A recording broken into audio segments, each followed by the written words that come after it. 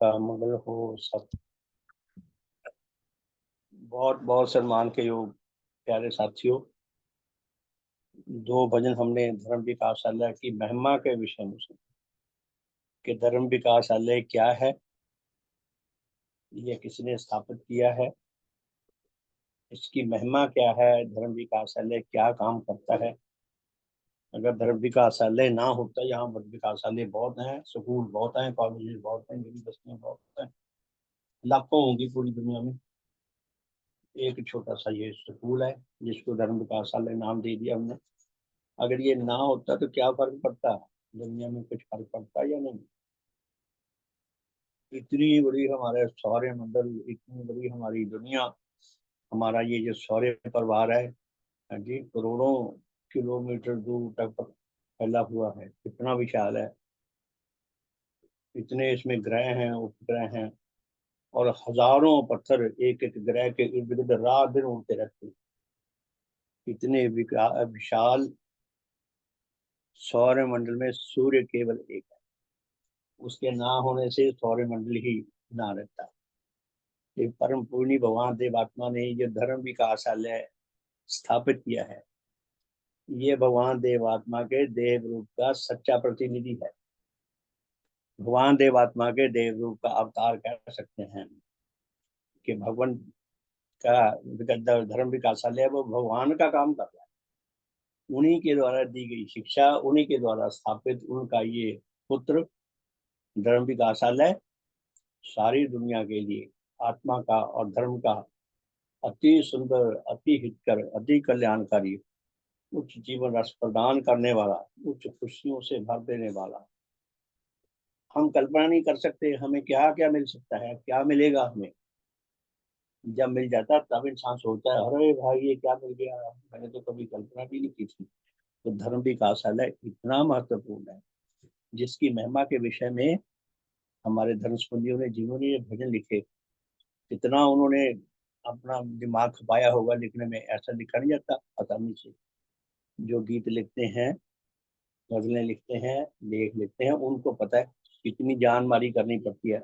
अपना सारा व्यक्तित्व उसमें उड़ेल लेते हैं, और जिसके विषय में लिखा है उस व्यक्तित्व का ज्ञान पाते हैं, बोध पाते हैं, तब कहीं वो कुछ लिख पाते हैं। तो इतना सुंदर, इतना हित कर धर्म विकासालय, जिसको परम पूज्य भगवान देवात्मा ने स्थापित किया है, उस विकासालय के विषय में हमने बहुत सुंदर भजन सुने। यदि हम मनन करें तो धीरे धीरे हमें हमारी अंदर की आंखें खुलने लगती हैं कि इन भजनों में क्या लिखा हुआ है। तो बहुत सुंदर भजन सुने।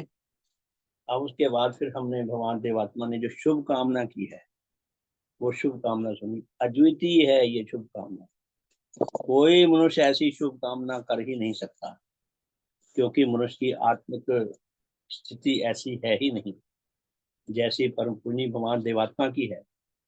देवात्मा के देव हृदय से जैसी जैसी आकांक्षाएं, जैसी जैसी कामनाएं, जैसी जैसी इच्छाएं उठती हैं, वैसे वैसे वो काम करते हैं। तो कैसी शुभ कामना लिखी पूरी वाणी में, काश हमें समझ आ सके। अगर हमें समझ आ जाए तो हम हिल जाएंगे अंदर से। इतनी शानदार, इतनी भव्य शुभ कामना हमने वो सुनी। और फिर भगवान की ही कृपा से उनके इस महाग्रंथ का हम अध्ययन कर रहे हैं। तो प्यारे धर्म साथियों, 27वें अध्याय में, देव शास्त्र तीसरे खंड के 27वें अध्याय में 4 विषयों का उल्लेख किया गया है, और इसका शीर्षक क्या है? देवात्मा के साथ आत्मिक संबंध स्थापन करने की सत्य विधि। कि प्रत्येक मनुष्य का ये बहुत बड़ा कर्तव्य है और बहुत बड़ा अधिकार है कि वह भगवान देवात्मा की शरणागत होकर उनका शिष्यत्व स्वीकार करके, उनका शिष्य बन के भगवान देवात्मा को अपना देव गुरु स्वीकार करे, और जैसा भगवान चाहते हैं वैसा जीवन जिए। जैसे विचार भगवान चाहते हैं हमारे अंदर रहे, वैसे विचार रखे, और जैसा भगवान चाहते हैं हम वैसा सोचें, जैसा भगवान चाहते हैं हम वैसा ना सोचें। भगवान हमें हमारे ऊपर बंदिश भी लगाते हैं कि नेगेटिविटी की ओर नहीं जाना आपने। देव शास्त्र चौथे खंड में लिखा है ना, कर्तव्य कर्म वर्जित कर्म। ये वर्जित कर्मों का तुम्हें पता होना चाहिए, वो करने ही नहीं, पाबंदी लगाई हुई है। अगर कोई तोड़ेगा तो भगवान की समाज से कान पकड़ के उसको बाहर निकाल देते थे, चल भाई गेट आउट। तो ऐसे भगवान ने, जिन्होंने ये धर्म विकासालय स्थापित किया है, हमारे लिए एक बहुत बड़ा ट्रस्ट है ये, जो भगवान छोड़ गए हैं। तो 27वें अध्याय में 4 विषयों का उल्लेख है। तो भगवान चाहते हैं कि जो अपना सच्चा आत्मिक कल्याण करना चाहता हो, वो भगवान देवात्मा को संपूर्ण रूप से अपने अस्तित्व पर अधिकार दे, भगवान को समर्पित हो जाए बस। तो 4 भावों के द्वारा समर्पित हो। वो 4 भाव क्या हैं? पहला भाव है अटल विश्वास भाव, जो ये पुस्तक में लिखा है कि भगवान देवात्मा छिटपुट ना हो, भगवान देवात्मा पर अटल विश्वास हो उसका। हम उस घटना को याद करें। बैसाखी का दिन था।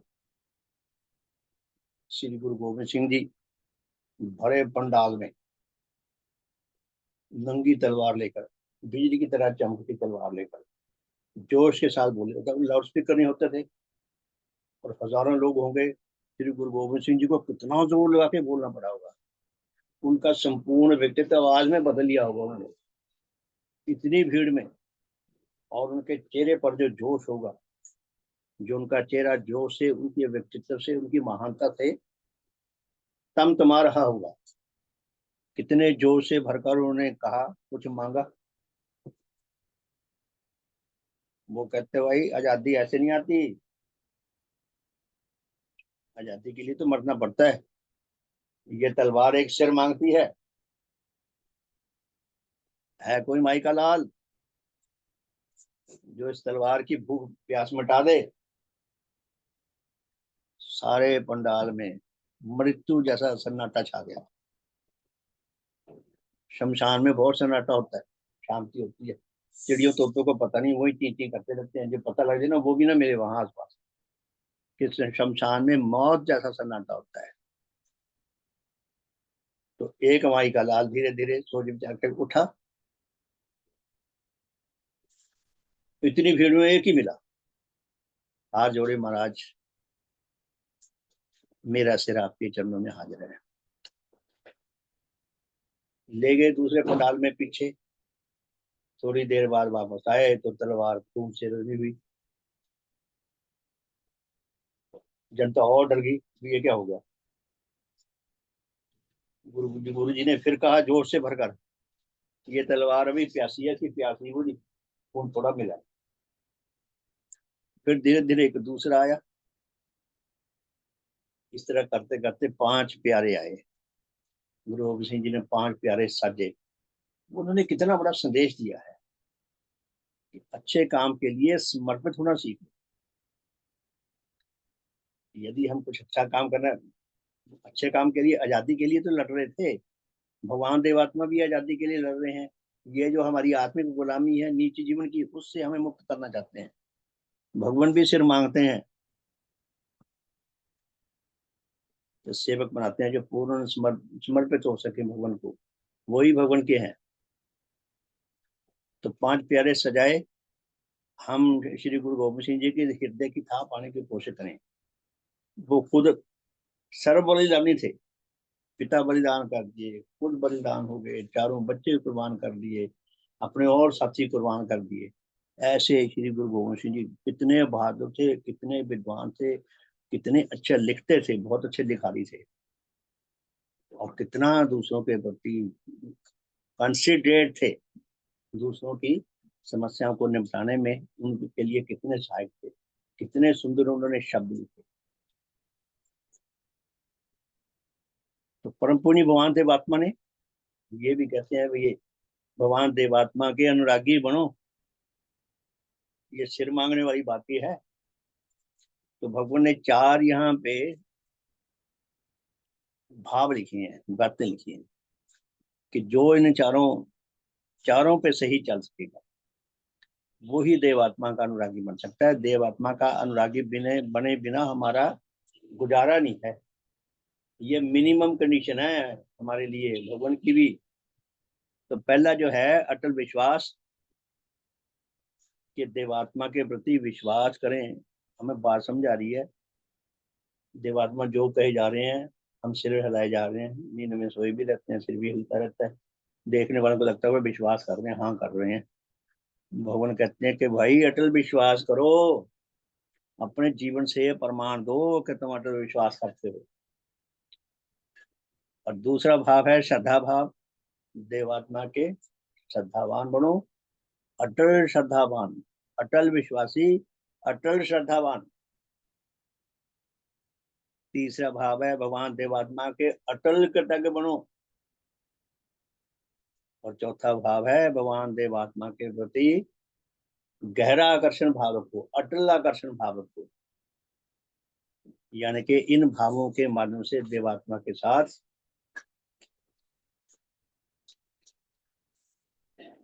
अनुराग सूत्र से बंधने का प्रयास करो। नहीं तो तुम मिशन में आए, समाज में आए या ना आए, एक ही बात है बस। तो भगवान ने इन चारों भावों के 8 चैप्टर लिख दिए। 29वां चैप्टर ये पहला चैप्टर है। इसमें बताया गया कि अटल विश्वास भाव क्या होता है, इसको परिभाषित किया गया है। और दूसरे चैप्टर में अटल श्रद्धा भाव क्या है उसको परिभाषित किया गया है। तीसरे चैप्टर में अटल कृतज्ञता भाव क्या है उसको परिभाषित किया गया है। और चौथे में अटल आकर्षण भाव क्या है उसको, इसकी परिभाषा दी है, डेफिनेशन दी गई। तो 4 चैप्टर आगे और हैं कि ये भाव बढ़ाएं कैसे भगवान के प्रति। तो आज हम पढ़ते हैं कि पुण्यवान ने लिखा है 28वां अध्याय कि देवात्मा के देवरूप के संबंध में सत्य और अटल विश्वास भाव। प्रश्न है कि देवात्मा के देवरूप के संबंध में सत्य और अटल विश्वास भाव से क्या अभिप्राय है, मतलब इसका क्या मतलब है, हम इसका क्या अर्थ लेते हैं, हमें क्या बात समझ आ रही है, भगवान हमें क्या मांग रहे हैं हमारे से। हमें पहले समझ भी आ रहा है वो मांग क्या रहे हैं, हम देंगे तो तभी अगर हमें समझ आएगी। और यदि हमारे पास होगा तो परिभाषा है कि अटल सत्य और अटल विश्वास भाव किसे कहते हैं, तुम समझ लें। उत्तर है किसी अधिकारी मनुष्य के आत्मा में, किसी सुपात्र जन के आत्मा में देव आत्मा की देव ज्योति के पहुंचने पर जब उसे अपनी किसी भी मिथ्या व अपनी किसी भी अहित मूलक गति के विषय में इस सत्य की उपलब्धि हो कि उस मिथ्या व अहित मूलक चिंता व अन्य क्रिया का प्रेमी व अनुरागी व साथी बनने से उसका आत्मिक पतन होता है और उसके आत्मा की निर्माणकारी शक्ति का बल घटता है और किसी सत्य और शुभ मूलक चिंता व क्रिया का साथ देने से उसके आत्मा की निर्माणकारी शक्ति का बल बढ़ता है और उसके बढ़ने से ही उसके आत्मा का जीवन उन्नत व उसका कल्याण होता है। क्या कहा है कि किसी अहित मूलक चिंता या गति के करने से आत्मा की शक्ति घटती है, आत्मा का बल घटता है, आत्मा पतित होती है। और इसके उलट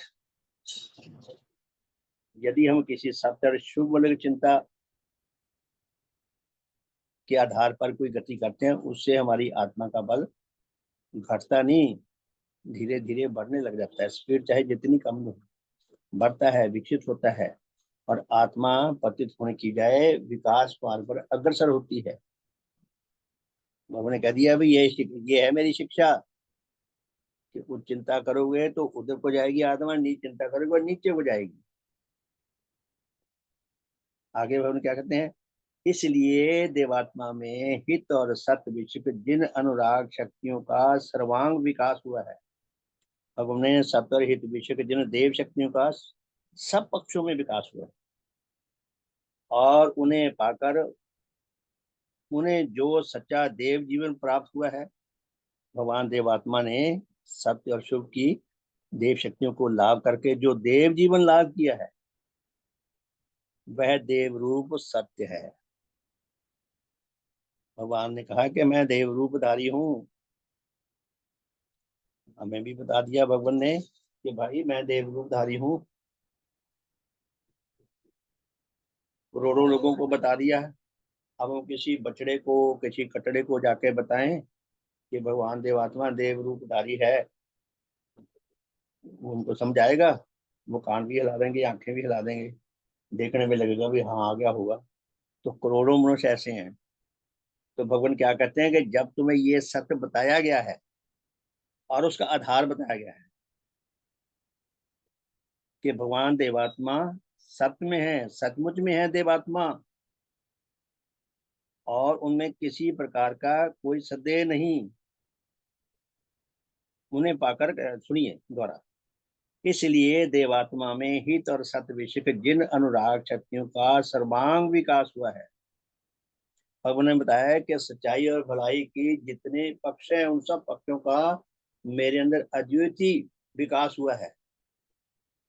और उन्हें पाकर उन्हें जो सच्चा देव जीवन व देव रूप प्राप्त हुआ है।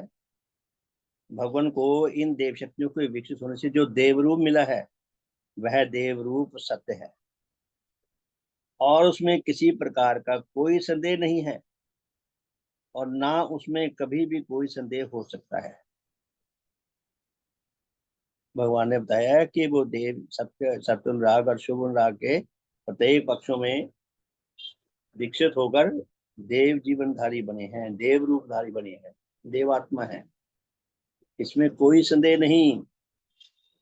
भगवान कहते हैं मुझे ये पता है मेरे रूप का, आपको भी पता हो कि देवात्मा ऐसे हैं। तो क्या कहते हैं भगवान? तब उसके हृदय में उनके प्रति इस प्रकार की सत्य साक्षी देने वाले जिस उच्च भाव व सात्विक भाव की उत्पत्ति होती है, उसे उनके संबंध में सत्य विश्वास भाव कहते हैं। भगवान ने अपने देव रूप के बारे में बता दिया। भगवान कहते हैं कि जिस अधिकारी आत्मा को ये बात 100% सत्य लगे, इतनी सत्य लगे कि वो सत्य हल्का सा भी डावाडोल ना हो सके। वो मैंने दिल्ली में कुतुब की लाट देखी है ना, हमने कुतुब मीनार के पास।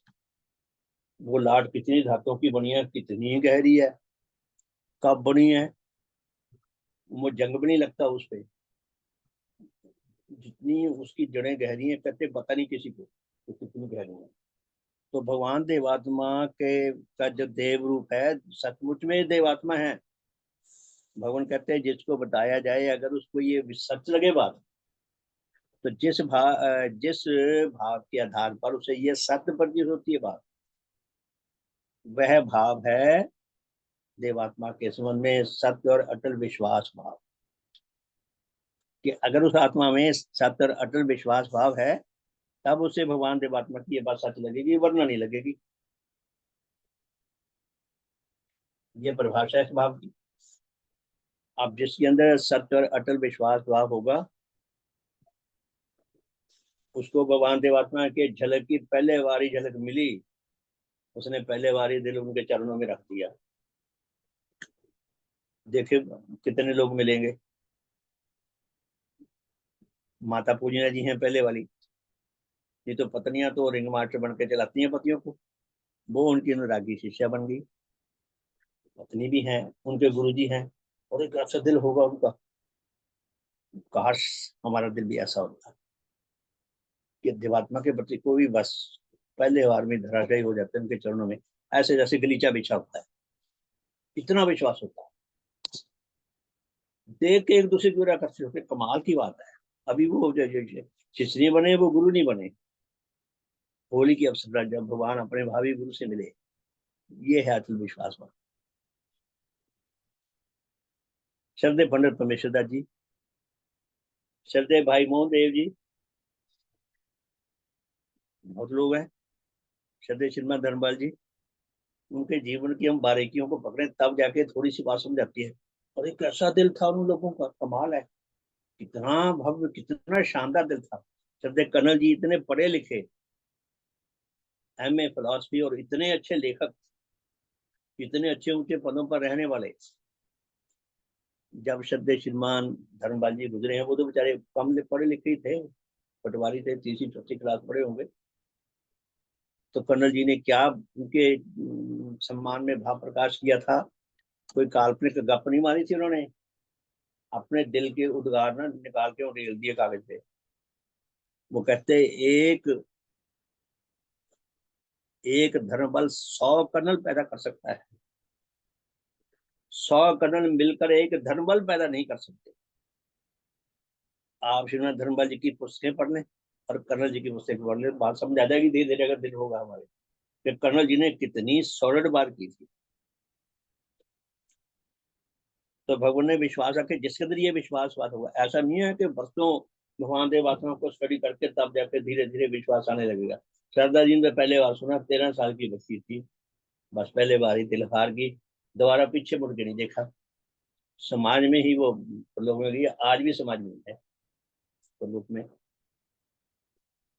अटल विश्वास भाव इसे कहते हैं। आगे प्रश्न है, क्या देवात्मा के प्रति इस प्रकार के सत्य विश्वास की उत्पत्ति से पहले किसी अधिकारी आत्मा में किसी और के संबंध में भी सत्य विश्वास का उत्पन्न होना आवश्यक है? देखो, भगवान ने अनड्यू लाभ नहीं लिया कि क्योंकि मैंने कहा है। हमारे देश में ऐसे बड़े बड़े नेता हैं, पर क्या है ना, सबसे पहले उन्होंने रिवार्ड अपने आप को दिया। मैं किसी का नाम नहीं लूंगा, इंसान के व्यक्तित्व की दुर्बलता दिखती है। भगवान ने कहीं नहीं कहा कि मुझे ये अवार्ड दो, या अपने समाज में अपने आप को अवार्ड ले लिया हो। भगवान ने क्या प्रश्न किया है, अपने ऊपर क्वेश्चन उठाया है, अपने और उंगली की है। ये क्वेश्चन बताता है भगवान का व्यक्तित्व कितना महान है। प्रश्न है, क्या देवात्मा के प्रति इस प्रकार के अटल सत विश्वास को जमाने से पहले किसी अधिकारी आत्मा में किसी और के संबंध में भी सत्य विश्वास का उत्पन्न होना आवश्यक है? कि किसी और के जन्म में पहले किसी और के बारे में होना चाहिए सत्य विश्वास उसके अंदर? देवात्मा का नंबर तो बाद में आता है। क्या ऐसा होता है? तो भगवान ने उत्तर दिया है, जी हाँ। वो कौन है जिसपे अटल विश्वास करे? कोई दुनिया में और कोई पुरुष है, और कोई व्यक्ति है, और कोई महिला है जिसके ऊपर इतना ही विश्वास किया जा सके, अटल सत्य विश्वास जितना भगवान देवात्मा पे करने की आवश्यकता है? एक भी नहीं है। तो फिर भगवान पे विश्वास कैसे आएगा? भगवान ने कितना सॉलिड प्रूफ दिया है कि सारी दुनिया मिलकर भगवान को हरा नहीं सकती। तो भगवान ने उत्तर दिया, जी हाँ, किसी और पे भी ऐसा ही विश्वास होना चाहिए। वो कौन है जिससे हम अटल विश्वास अपना हमारा जमा हुआ हो, भी बाकी सारी दुनिया धोखा दे देगी, ये नहीं धोखा देगा। भगवान ने उस महान व्यक्तित्व की ओर उंगली करके बताया, ये है वो। क्या कहते हैं भगवान? कि जिस सत्य नेचर के विकासकारी कार्य से देवात्मा का आविर्भाव हुआ है। सारा उत्तर यही दे दिया है कि लाइन में। भगवान कहते हैं, जिस तरह तुम लोग दुनिया में आए हो, मैं भी उसी तरह आया हूँ। जिस तरह विकास क्रम तुम्हें दुनिया में लाया है, मैं भी उसी विकास क्रम के अंतर्गत आया हूँ। तो पूरी भगवान क्या फरमाते हैं कि जिस सत्य नेचर के विकासकारी कार्य से देवात्मा का आविर्भाव हुआ है, जिस सत्य नेचर की शक्तियों तथा उसके पदार्थों के द्वारा ही प्रत्येक सत्य अस्तित्व प्रकट होता है और स्थिति करता है। स्थिति का मतलब सुरक्षित रहता है, स्टैंड करता है। जिस सत्य नेचर की ही शक्तियों के प्रतिकूल प्रभावों के ग्रहण करने से कोई अस्तित्व बिगड़ता है और अपने व्यक्तिपन के विचार से पूर्णतः नष्ट हो जाता है, और जिस सत्य नेचर की ही शक्तियों के अनुकूल प्रभावों को ग्रहण करने के योग्य होने पर उसका कोई अस्तित्व श्रेष्ठ बनता है और विकसित होता है। उस सत्य नेचर के इस रूप को देवात्मा की देव ज्योति के द्वारा उपलब्ध करने और उसके संबंध में इन सब सत्यों की सत्यता के प्रति विश्वास करने की भी नितांत आवश्यकता है। भगवान ने बताया है कि उन पर हम अटल विश्वास अपना जमा के रखें। उससे पहले हमें नेचर के ऊपर विश्वास जमा के रखने की आवश्यकता है। हम तो यही मानने को तैयार नहीं कि नेचर है या नहीं है, दिखती तो है नहीं महाराज कहीं। भगवान ने शिक्षा में कह दिया कि नेचर सचमुच में है। नेचर में दिखती तो है नहीं, कहीं कहीं नहीं मिली हमें नेचर। हमें विश्वास कैसे आया कि नेचर सचमुच में है।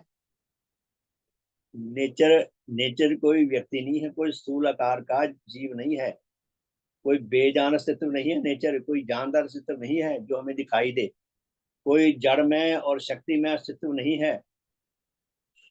ना जड़ में अस्तित्व है, ना शक्ति में अस्तित्व है। और भगवान कहते हैं पहले नेचर पे विश्वास करो। तो नेचर क्या है? जितने भी चारों जगतों के जितने भी सूक्ष्म से सूक्ष्म, स्थूल से स्थूल अस्तित्व हैं, चाहे जानदार हैं चाहे बेजान हैं, और जितनी भी जानदार बेजान और बेजान शक्तियां हैं, उन सब की समिष्टि, उन सब के जोड़ का नाम नेचर है। नेचर क्या है? उनका जोड़ है। यानी कि फिर कहते हैं नेचर कुछ नहीं है, और भगवान कहते हैं नेचर पे विश्वास करो। बड़ी मुश्किल में डाल दिया भगवान ने हमें। तो भगवान क्या फरमाते हैं कि नेचर पे विश्वास करो। नेचर के काम को समझोगे तो नेचर पे विश्वास आए। पूज्य भगवान फरमाते हैं कि नेचर में जो भी अस्तित्व आता है वो नेचर की विकासकारी शक्तियों, विकासकारी कार्य के अधीन, उसके अंतर्गत पैदा होता है। हम सब विकास क्रम के अधीन आए हैं, विकास क्रम के अंतर्गत हमारा जन्म हुआ है। देवात्मा का जन्म भी विकास क्रम में हुआ। कल्पना के लिए मान लें अगर विकास क्रम ना होता तो हमारा जन्म ही ना होता। हमारा जन्म विनाश क्रम में नहीं होता। विनाश क्रम में तो उल्टी चलती है गाड़ी। हमारा जन्म विकास क्रम में हुआ है। भगवान कहते हैं मेरा जन्म भी विकास क्रम में हुआ है। फिर आगे कहते हैं नेचर क्या करती है? जिस सत्य नेचर की शक्तियों और उसके पदार्थों के द्वारा ही प्रत्येक सत्य अस्तित्व प्रकट होता है और स्थिति करता है। नेचर में जितनी भी सच्ची शक्तियां हैं और जितने भी सच्चे पदार्थ हैं,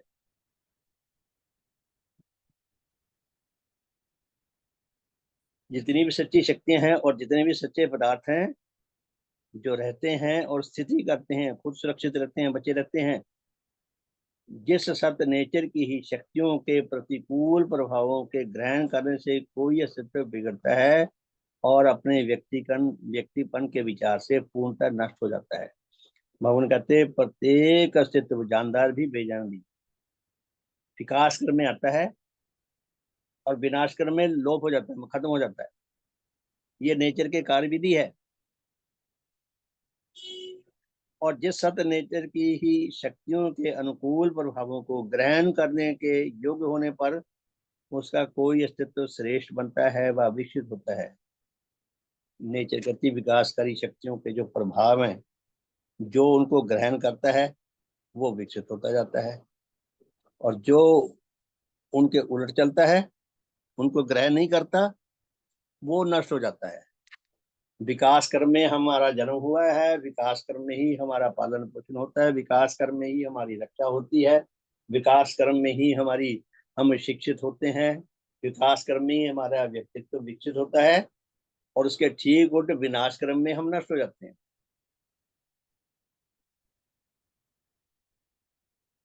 फिर आगे भगवान क्या कहते हैं?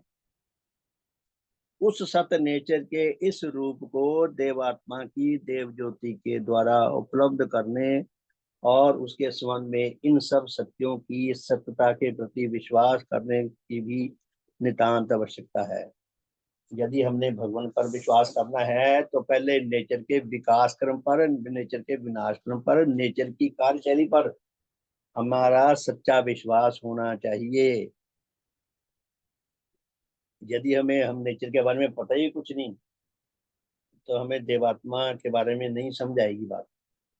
भगवान कहते, भगवान हमारे से हमें बता रहे हैं या पूछ रहे हैं? भगवान पूछ रहे हैं, तुम्हें विश्वास है कि नेचर सचमुच में है? नेचर नेचर को कौन कंट्रोल करता है? नेचर क्या काम कर रही है, कैसे कर रही है?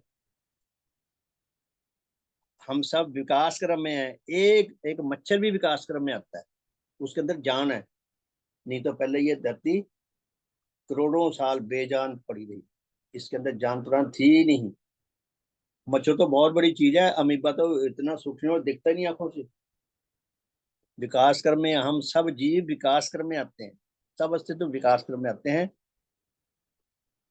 और विकास क्रम का जब तक साथ देते रहेंगे हम बचे रहेंगे, सुरक्षित रहेंगे। धर्म यही है, विकास क्रम का साथ देना सीखो और देते रहो। खाली सीखने से नहीं बचे रहेंगे, विकास क्रम का साथ देते रहेंगे तो बचे रहेंगे। तो भगवान कहते हैं नेचर के जो ये कार्य विधि है, यदि उसका तुम्हें विश्वास हो गया, अटल विश्वास हो गया कि नेचर शत प्रतिशत विश्वसनीय है। अब आप देख लें, कोई अरबों खरबों मौत उसके निकट खड़ी हो, नेचर के बाद जाके कह दे, ले मेरे से 10 करोड़ ले ले 10 अरब ले ले, मुझे छोड़ दे, मेरी जगह किसी और को मार दे, तो नेचर उसको छोड़ेगी नहीं। नेचर उसकी पक्षपाती नहीं बनेगी। नेचर ना किसी के पक्षपाती है, ना किसी की विरोधी है। हमारा पक्षपाती, हमारा विरोधी कौन है? हम खुद ही हैं। तो नेचर की जो कार्यशैली है, यदि हमें उस पर अटल विश्वास हो गया, तो शायद हमें भगवान पर विश्वास हो जाए कि नेचर के बारे में इतनी शानदार बात कही है, तो भगवान भी सच्चे हो गए। 4 नियम बताए हैं भगवान ने नेचर के। अब दूसरा नियम सुनिए, क्या फरमाते हैं भगवान। शुभ हो, कोई धर्म साथी कुछ अपने भावों का प्रकाश करना चाहेगा? अभी हमने जो पढ़ा है कि हमें उसमें क्या समझ आया? शुभ हो, कोई अपने अनुभव से परिचित कराने का की कृपा करेगा? अभी हमने जो पढ़ा, हमें क्या समझ आया उसमें?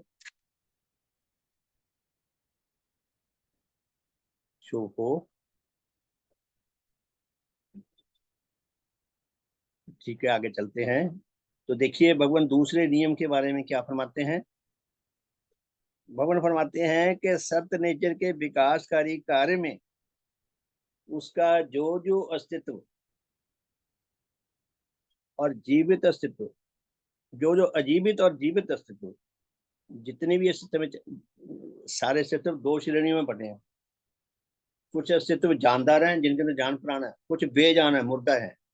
जैसे पहाड़ हुए, धरती हुई, सूर्य चांद, सारे इनके अंदर प्राण नहीं है। तो भगवान क्या फरमाते हैं, नेचर के, सत्य नेचर के विकासकारी कार्य में उसका जो जो अजीवित और जीवित अस्तित्व जहां तक सहायक बनता है, भगवान फरमाते हैं कि जो जो जानदार और बेजान अस्तित्व नेचर के विकास क्रम का, नेचर के विकासकारी कार्य का सहायक बनता है, हेल्पर बनता है, वहां तक वह पहले की अपेक्षा श्रेष्ठ, जितना कोई विकास क्रम का साथी बनता है, उसका हेल्पर बनता है, सहायक बनता है, वो पहले से श्रेष्ठ बनता जाता है, पहले से अच्छा बनता जाता है, बेहतर बनता जाता है। और इसके उलट बात भी कही है। और जो जो अस्तित्व नेचर के विकासकारी कार्य का जहां तक विरोधी बनता है, जहां तक विकासकारी कार्य के लिए विघ्नकारी बनता है, बाधाजनक बनता है, वहां तक वह पहले की अपेक्षा पतित, अश्रेष्ठ, बदतर बनता है। पहले से पतित हो जाता है, घटिया होता जाता है, निम्नतर होता जाता है। उसके अंदर दोष बढ़ते जाते हैं, विकार बढ़ते जाते हैं, और गुण उसके घटते जाते हैं। एक पक्ष में हमारे गुण बढ़ते जाते हैं, हमारा अस्तित्व बेहतर हो जाता है, एक पक्ष में हमारा अस्तित्व नीचे की ओर जाता है, पतन की ओर जाता है। और वहां तक वह पहले की अपेक्षा अश्रेष्ठ व पतित बनता है। इस सत्य को देवात्मा की देव ज्योति में उपलब्ध करने और उसकी सहायता पर भी विश्वास करने की आवश्यकता है। भगवान कहते हैं कि आपको ये नेचर के संबंध में ये भी अकाट्य सत्य है। क्या आपको समझ आया? आपका विश्वास बना नेचर पे? ये सत्य क्या है कि जो जो जानदार और बेजान से, तो चाहे बेजान हो चाहे जानदार हो, नेचर के विकास क्रम का सहायक बनता है, साथी बनता है, हेल्पर बनता है, वो पहले से बेहतर होता जाता है, उन्नत होता जाता है। और जो उसका विरोधी बनता है विकास क्रम का, वो पहले से पतित होता जाता है। अब भगवान महाराज से प्रश्न पूछते हैं कि आपको ये विश्वास हो रहा है कि ये बात सच्ची है? अगर हम कहते हैं हम तो नहीं मानते, हमें तो ये बात गलत लगती है, ये तो भगवान की मर्जी है, वो जिसको मर्जी घटिया बना दे, जिसको मर्जी अच्छा बना दे, उसको भगवान की समझ नहीं आती। अब हम तीसरे नियम की ओर देखें, भगवान क्या फरमाते हैं। भगवान कहते हैं कि सत्य नेचर में सत्य अनुराग और मिथ्यानुराग दो परस्पर विरोधी अनुराग हैं। पूरी बात कहते हैं कि नेचर में सच्चाई का अनुरागी होना, सत्य का अनुरागी होना और मिथ्या का अनुरागी होना, दोनों परस्पर विरोधी बातें हैं। जो सत्य का अनुरागी है वो मिथ्या का अनुरागी नहीं हो सकता, मिथ्या के साथ मेल की अवस्था में नहीं चल सकता। और जो मिथ्या का अनुरागी है वो सत्य का अनुरागी नहीं हो सकता। जैसे नेचर में अंधकार और लाइट का, ज्योति का आपस में मेल नहीं है, इम्पॉसिबल है। अंधेरा और रोशनी दोनों मिलकर नहीं रह सकती, ये नेचर में संभव ही नहीं है, एक ही रहेगा। अंधेरे ने लाइट नहीं देखी, लाइट ने अंधकार नहीं देखा। तो पूरी भगवान क्या फरमाते हैं,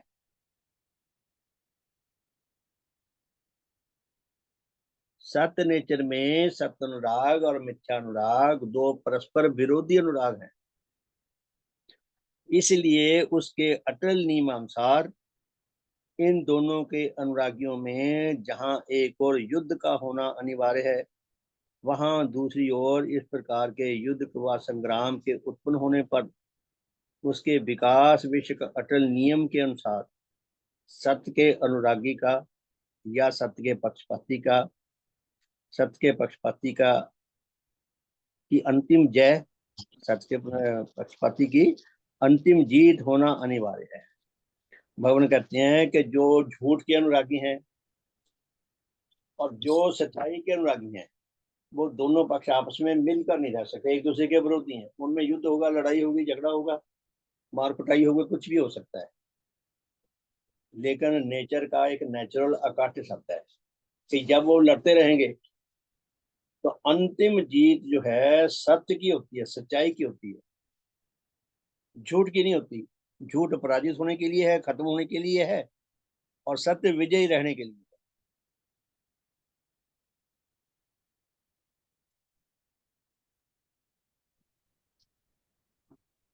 इस सत्य को भी देवात्मा की देव ज्योति में उपलब्ध करने और उसकी सत्ता पर विश्वास करने की आवश्यकता है। और कहते हैं झूठ के अनुरागी और सत्य के अनुरागी आपस में मिलकर नहीं रह सकते, उनमें परस्पर विरोध रहेगा, लड़ाई रहेगी, और अंतिम जीत सत्य की होगी। भगवान ने बात तो कह दी, बड़े उलझा दिया हमें तो। हमें विश्वास कैसे आए? हम दुनिया में क्या देखते हैं? अदालतों में चले जाओ, पुलिस में चले जाओ, स्कूल में चले जाओ, बसों में चढ़ जाओ, गाड़ियों में चढ़, कहीं चले जाओ, झूठे मकार बेईमान आपकी जेब काटने के लिए, गर्दन काटने के लिए सब जगह मिल जाएंगे।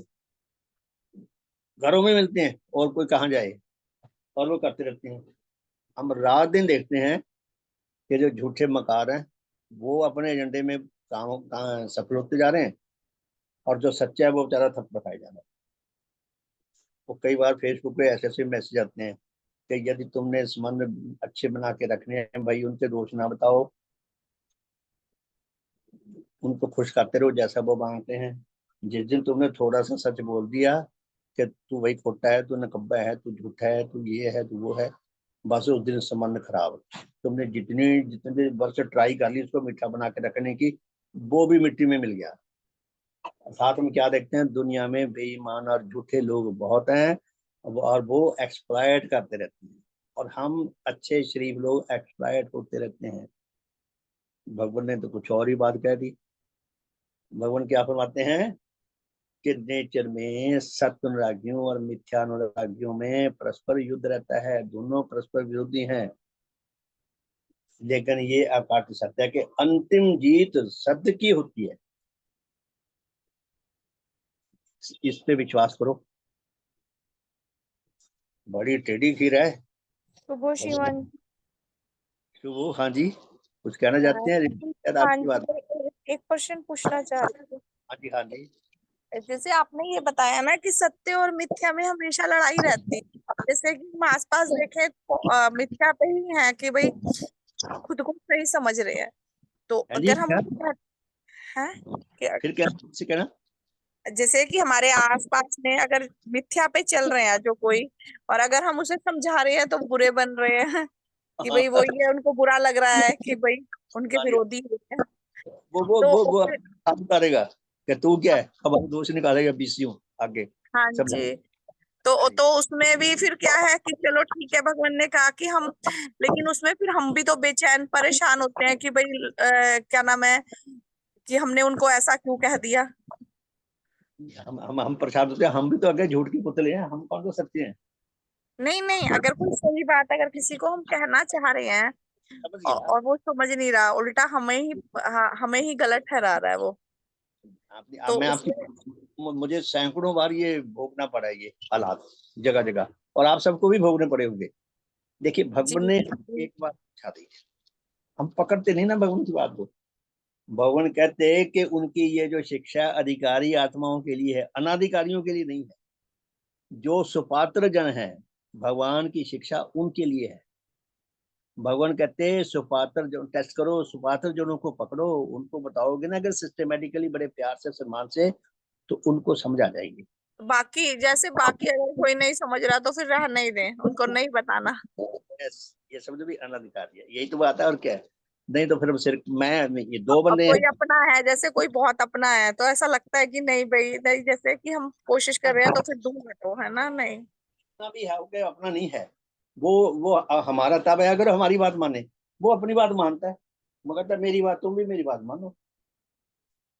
है जी। हमारा अपना वो है जो हमारे गुरु जी की बात मानता है।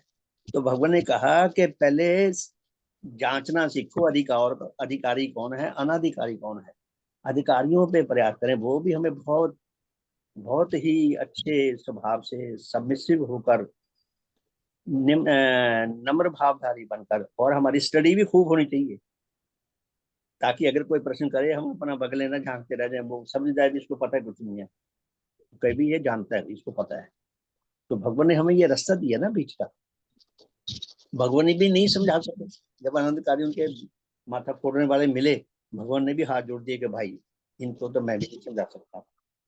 अब यहाँ मैं नाम नहीं लेता, आप भी जानते हैं कौन कौन है, और बड़े होंगे दुनिया में। जी हम जी सब काश हम भगवान देवात्मा के अपने सामने बैठे हैं, खड़ा देख लेते, उनकी आवाज सुन लेते, वो कैसे चलते हैं, उनकी वो चाल देख लेते हैं जी। और भगवान के जो समकालीन लोग थे, हजारों लोगों ने भगवान को रोज देखा होगा, वर्षों तक देखा होगा। वो बेचारे अनाधिकारी थे, वो अंदर के दर्शन नहीं कर सके। और हमारे अंदर जितना का अधिकार तत्व आया है, हम जितने का अधिकारी हैं, हम भगवान देवात्मा की फोटो को देखकर ही बस धैर्य पा सकते हैं। श्रीमान जी, उनके बच्चे ही नहीं समझ सके, हाँ जी, हाँ, उनके बच्चे नहीं समझ सके, वही तो बात है ना। समझ सके, और इससे ज्यादा क्या हो सकता है? तो इससे ज्यादा निकट कौन होगा भाई? ये है कि तो भगवान ने क्या कहा है, तो भगवान ये कहते हैं वो जो वो बता रहे हैं वो देखो ना। भगवान ये कहते हैं कि अब इनमें ना ये जो चार शर्तें हैं, इनमें भी प्रश्न उठते हैं आगे, और नया प्रश्न खड़ा हो जाता है। वो फिर बात करेंगे। तो समय हो गया, आप सबका बहुत बहुत धन्यवाद। कोई बात इतना नहीं, इसमें निराश होने की जरूरत नहीं रेणु जी। जो नहीं हाँ, समझ रहा छोड़ दो। देखो हाँ, हम, सही में मन तो परेशान होता है कि भाई हाँ हाँ, भाई नहीं क्यों नहीं, नहीं आ रहा, फिर ऐसा मन लगता परेशान करने की जरूरत नहीं है। उसे छोड़ दो, ठीक है, हमने प्रयास किया, नहीं मान रहा। या तो बस श्रीमान जवाहरलाल जी के तरह लगे रहो 32 साल। है। नहीं, बस सही बात है, इतना पेशेंस, सही कह रहे हैं आप, इतना हाँ बस, पेशेंस होना या तो चाहिए। उनकी तरह लगे रहो बस 32 साल। ऐसा है और कि खुद बात खत्म करते समय ये कह दें कि आपका शुभ हो। वो बस बस बस बस बस, ठीक कह रही बहन जी। वो लोग हाँ ठीक है। श्रीमान जी, अच्छा कल अच्छा ना श्रीमान जी, अच्छा भाई साहब, आपकी समझ में नहीं आ रहा ठीक हाँ। है, शुभ हो, आपका भला हो, फिर सोचेंगे। ठीक है, विचार कर लो। ठीक है। देखो मैंने सीमा जी, दो लोगों पे कल ना 30 एक ये जो नेचर के अटल नियम आप बता रहे थे ना, एक बार खुल के इनका और अच्छे से बताना कि जैसे ये जैसे आपने बताया ना कि देवात्मा को तभी समझेंगे जब हम नेचर के नियमों को समझेंगे, तो थोड़ा सा इसको कल कल बता देना। कल रेणु जी आगे कल करेंगे बात, इनमें भी हाँ, प्रश्न कल बता देना जी। कल जी जी जी। और मैंने उन प्रश्नों के उत्तर खोजे, पता नहीं मेरे मन से हुआ, मुझे उनका उत्तर मिला या किसी की कृपा हुई है मेरे ऊपर उनसे उत्तर मिले, वो बताऊंगा कि पहले ये भगवान की पढ़े भी इसमें से क्या है, ये क्यों जीतते हैं, इसके पीछे कारण क्या है। जब तक हमें कारण ना समझ आए कि सत अंत में क्यों जीता, पहले क्यों नहीं जीत गया या बीच में क्यों नहीं जीत गया, हम विकास करने क्यों आए, विनाश करने क्यों नहीं आए, इसका भी उत्तर है। तो इसी तरह एक और है कंडीशन, और फिर उसका जैसे आपने आज कहा ना, तो कल इस पे फिर चलेंगे, आएगी आगे बात हमारे पास। तो बहुत बहुत धन्यवाद, सबका शुभ हो, सबका शुभ भला हो, हो। धन्यवाद आपका श्रीमान जी, शुभ हो आपका, आप स्वस्थ रहें। आप देखिए इतना सुंदर विषय, इतना रसदायक विषय, इतना ज्ञानवर्धक विषय, इतना काम आने वाला विषय, इतना हितकर विषय, इतना कल्याणकारी विषय, और ऐसा ऐसा ज्ञान, ऐसी शिक्षा जो स्थायी रूप से हमारे पास रह सकती है, यहाँ भी काम आएगी, प्रयोग में भी हमारे साथ जा सकती है, यही चीज है हम अपने साथ जा सकते हैं। तो हमारा कितना बड़ा सौभाग्य है, काश हमें समझ आ सके। सबका बहुत बहुत धन्यवाद, सबका शुभ हो, सबका भला हो, सबका मंगल हो, सबका कल्याण हो। ये अध्याय मेरा फेवरेट अध्याय है। वैसे तो ग्रंथ बहुत ही शानदार है, लेकिन मुझे इस अध्याय पे कई बार बोलने का सौभाग्य मिला है। तो बहुत सुंदर है, बहुत ही आनंददायक है। तो सबका शुभ हो, बहुत बहुत धन्यवाद। जय धुन करके आज के साधन को विराम देते हैं, और फिर रात को मिलेंगे 8:40 से 9:30 बजे, और 4 तारीख से ये हमारा रुड़की का शिविर शुरू हो रहा है।